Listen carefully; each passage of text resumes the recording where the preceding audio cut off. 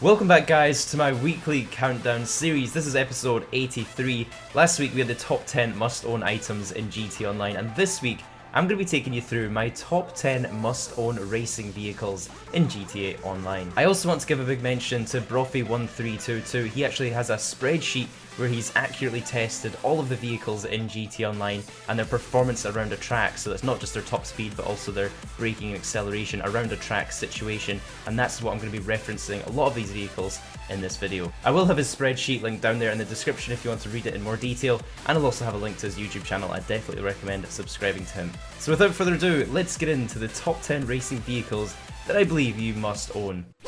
So the first vehicle is the Contender, and this one was added as part of the Cunning Stunts update and is the fastest SUV in the game around a track. It's available for $250,000 from Southern San Andreas Super Autos, and top speed wise it's also actually the fastest SUV in the whole class, with 109 miles per hour top speed. And as you'll see in the gameplay, the Contender has some great acceleration. It's actually very good on-road as well as off-road. It might just take a little bit of getting used to at high speed cornering just to make sure you don't spin out. I found that when I first started using the Contender, but once you have this vehicle tamed, it is very, very effective.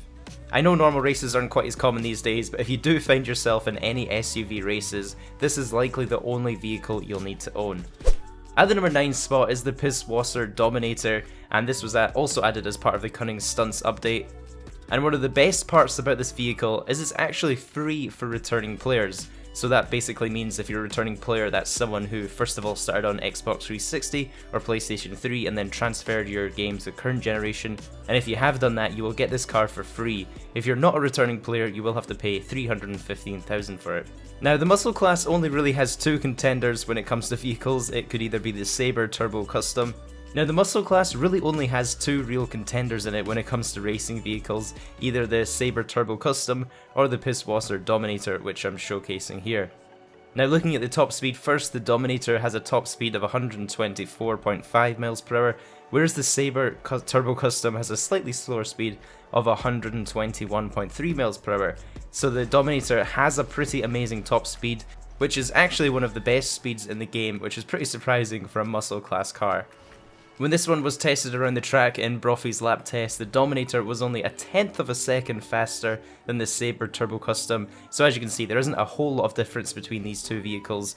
Arguably you could switch them up depending on the track, depending on how many corners there are and how many long straights there are on the track. Obviously if the track does have a lot more long straights, you'd want to take the vehicle with the higher top speed, which is the Dominator, but to be honest the difference between them isn't very significant.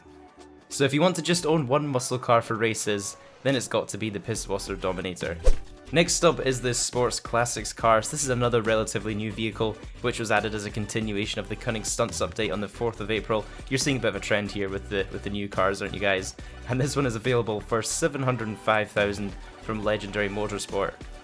Now previously the number 1 Sports Classics car was the Sterling GT. That car had over 3 seconds per lap faster than any other vehicle in that class. However, that lap time has now been beaten by the Turismo Classic. And this is actually a pretty nice vehicle to drive, you know, it's got pretty good traction, as you'll see in the gameplay. Now the only real downside to this vehicle is its top speed. The Turismo Classic is only the 4th fastest in the whole of the Sports Classics class in terms of top speed, which is 120.8 miles per hour. The fastest vehicle in the Sports Classics class is the Z-Type, which has a top speed of 126.3 miles per hour. So just because the Z-Type has the highest top speed in the class doesn't mean that you should necessarily use that for races. I put the Turismo Classic in my list because when you take into consideration handling, traction around corners, braking, acceleration, and just like you would in most racing tracks, this vehicle will come out on top. Moving on to the number 7 spot is the off-road class, and this one has been dominated by one vehicle for the longest time, and that is the Sanchez. This vehicle actually comes at a bargain price of only $8,000 from Southern San Andreas Super Autos. The Sanchez has a top speed of 117.8 miles per hour, which is pretty much the same as the fastest off-road car in that class, which is the Bifta. As most of you probably already know, it's been in the game so long, it is faster to wheelie with the Sanchez when it's safe to do so, and this is seriously the only vehicle you'll likely ever need for off-road races. Although you are a little bit vulnerable to getting knocked off on this bike from some of the bigger vehicles in the class, especially if you're against some of the monster trucks. However, you will be seriously running circles around these guys with your acceleration and cornering. I'm still actually kind of surprised when I see people choosing vehicles in off-road races that aren't the Sanchez, because it is so easy to just ride around these guys and avoid them and be able to get in front of them, and you will definitely come out on top if you're using the Sanchez. It's the only real contender in this class.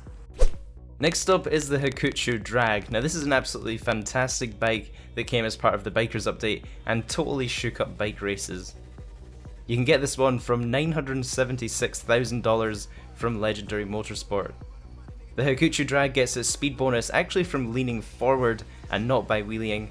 And yeah, for less than $1 million, this is a top class racing bike with a top speed of 131 miles per hour. It's actually the second fastest motorcycle in the whole of the game in terms of top speed, only being beaten by 0.5 of a miles per hour by the Batty. Now, as you guys will know, I've mentioned it a few times in this video, most racing situations aren't in a straight line, so when cornering and braking come into consideration, there's only really 2 bikes in the motorbikes class you could possibly ever need. In this countdown, I'm actually going to be including both of these different motorbike options, as I believe they're both useful in different sort of budget specific situations. So if you are on a tight budget and you want to spend less than $1 million on a bike, this is your best option. However, if you do have several million more saved up in the bank, you might want to get this next one. And that one is the very distinctive Shotaro, or Tron bike as it's now known. And the Shotaro was actually one of the bikes that came with the Bikers update, and it cost $2.225 million. And with a price tag like that, I'd definitely try to pick this one up when it's on a discount week. I luckily managed to snag this one during a 25% off discount, which was nice. The Shotaro actually has no difference between leaning back or leaning forward, either will be equally as effective in terms of a speed increase. And if you're wondering the reason behind this not being the only bike in my must-own list, is because the Brophy testing track only found it to be 1/10 of a second faster than the Kuchar Drag. Now as you can see, you're going to be paying more than double the price tag for effectively only 1/10 of a second speed difference around a track. And in most races there's so many other factors that can come into play to affect your race, it's not really going to make much of a difference between these two bikes.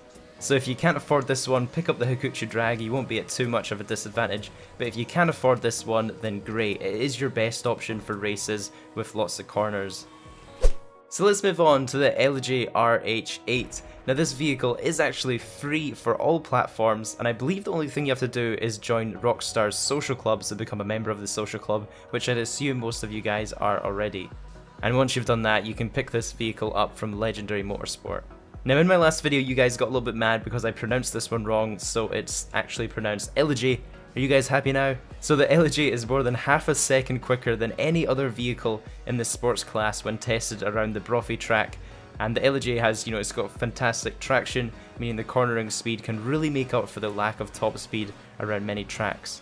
And I believe this car has actually been one of the best options for racing in this sports class since the start of the game pretty much, so it's really nice to see the LG still relevant in this countdown.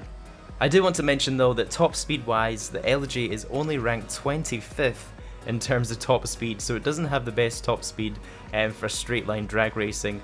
And it's pretty crazy to imagine that the same vehicle that's ranked 25th in terms of top speed can make up for it so much to get the best place when going around a track. So the sports class is actually a very big one. I believe there's over 40 vehicles in this class now, so it's important to not only find a car that suits the track you're racing on, but also for your player ability. The LG does require a little bit of accurate cornering to take fully advantage of the car, so it might take a little bit of practice, just like some of the other vehicles in this countdown, to get totally acquainted with it. Moving on to the number 3 spot is the Zen Torso. Now this one was released way back as part of the High Life update, and it's available for $725,000 from Legendary Motorsport. Now this might be surprising to you, as the T20 used to actually outclass the Zen Torso when it was added in races. However, since the Cunning Stunts update, apparently car physics have been tweaked, and cars are now getting bigger boosts from bumps and curbs, so when you're driving this has kind of punished some vehicles, resulting in previous best supercars to be rearranged. And to be honest, I was pretty happy to see a return of the Zen Torso. You know, everyone used to use this in the early days of GT Online. I actually used this one quite a lot when it was released, so it's really nice to see this one come relevant again. So the Zen Torso has a top speed of 122 miles per hour, which is only the 14th fastest supercar, but it does make up for it going around the track. The only thing you have to watch out for is spinning out when you go around a corner. You know, just like I've mentioned before, it does take a bit of practice to get to grips with this vehicle. Your back ends can sometimes slide out and you don't want to spin out or get oversteer on the corners, so it is a little bit tricky to drive. And always remember to attach a spoiler on the back of your Zen Torso. I'll show some gameplay on screen of me adding a spoiler to this one, and as you can see, it slightly increases the traction of this vehicle, so just make sure you're using it to its maximum potential. At the number 2 spot is the Nero Custom. This is another supercar and probably one of my most used in all of stunt races. And all in all, this is a fantastic all-around balanced vehicle for almost every racing situation in terms of top speed, stunt races, track races. This is generally my go-to vehicle. The Nero Custom conversion is available at Benny's Original Motorworks for $605,000.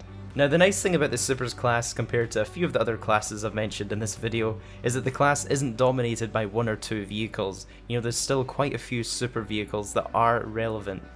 However, if you are on a tight budget and just want to buy one vehicle in this super class, the Nero Custom is actually a great choice. From my experience playing with this one, it's also actually quite a heavy car, so not all stunt races you play will have Ghost active, so you'll be up against kids trying to bash you off the track at all angles, and I've actually found the Nero able to withstand some bashing from other players a little better than some of the other vehicles. And that leaves us with my number 1 must-own racing vehicle, and it's got to go to the RE7B. This one was added as part of the Cunning Stunts update and costs a hefty $2.475 million from Legendary Motorsport, and again with such a big price tag, I'd really recommend to try and pick this one up on a discount week. The RE7B clocks in at 123.5 miles per hour, which is only the 11th fastest supercar in terms of top speed. However, going around a track it definitely made up for it, and this car was actually ranked the fastest supercar with its lap time. Now there's really not a whole lot of difference between the top few supercars going around a track. According to Brophy's testing spreadsheet, the RE7B is only 0.3 of a second faster than the Zen Torso. So as you can see, it's very close between the top few supercars, and it pretty much depends on the racing map style of what you're racing it on. But if you want to get the most out of the RE7B, it works best with high speed cornering. And if you guys remember at launch of this vehicle, there was actually a glitch where the carbon fiber spoiler for some reason compressed the suspension of this vehicle, giving it an increased top speed. However, that has now been fixed. And that brings me to the end of my top 10 must-own racing vehicles. Let me know in the comments if you guys agree with my list, or if you have a different favourite racing vehicle. Please leave it down in the comments. I'd love to see what vehicle you guys love to race with. If you do enjoy these videos, please take a few seconds to subscribe so you don't miss out on the next countdown. I do a new theme every single week, and also leave a like as it really helps support the series. Hope you guys have a great day, and I'll catch you in the next one.